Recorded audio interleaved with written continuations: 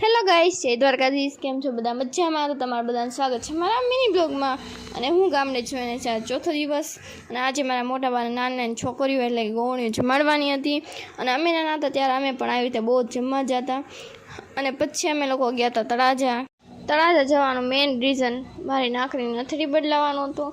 અને પછી તો તળાજામાં બહુ જ તડકો હતો, તો પછી અમે લોકોએ પી લીધી લસ્સી, કારણ કે બહુ જ મજા આવે તડકામાં પીવાની. અને આ જો ગાઈસ, તળાજાની બજાર તમને બતાવું. અહીંયા તમને ટોટલિંગ વસ્તુ મળી રહે, ટાણું કરવા લોકો અહીંયા જ આવે બધા ગામમાંથી. અને પછી અમે લોકો ગયા ચપ્પલની દુકાને હતા અને જો ગાઈસ એનું કલેક્શન.